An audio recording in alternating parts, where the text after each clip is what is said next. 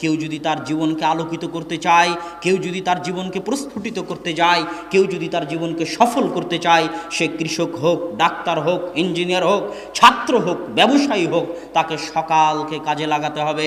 সকালের কল্যাণ থেকে বঞ্চিত হয়ে জীবনে সফল হওয়ার স্বপ্ন দেখা আকাশ কুসুম কল্পনার স্বামী। রুজি রুটি বরকত আল্লাহর পক্ষ থেকে সকালবেলা অবতীর্ণ হয়, আল্লাহর পক্ষ থেকে সকালবেলা অবতীর্ণ হয়।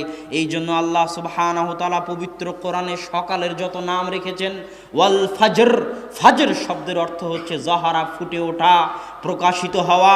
আল্লাহ সুবহানাহু ওয়া তাআলা পবিত্র কোরআনে সকালের নাম দিয়েছেন ওয়াস সুবহি ইযা আসফার।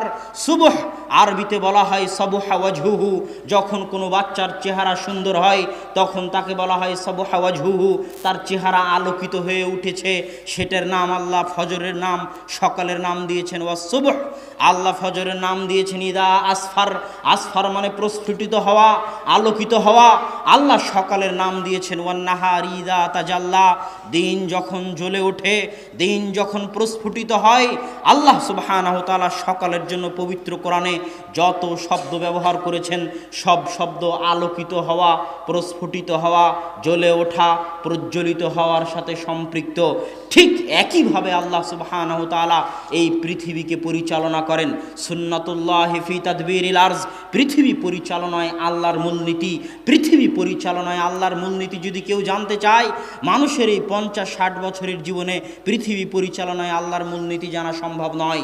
কেউ যদি পৃথিবী পরিচালনায় আল্লাহর মূলনীতি জানতে চায়, তাকে 500, 600, 700 বছর, 1000, 1500 বছরের ইতিহাস পড়ে দেখতে হবে আল্লাহ কিভাবে পৃথিবী পরিচালনা করেন। তবে ফজরের ক্ষেত্রে, সকালের ক্ষেত্রে পৃথিবী পরিচালনায় আল্লাহর মূলনীতি হচ্ছে আল্লাহ সকল সৃষ্টিজীবকে এইভাবে সাজিয়েছেন।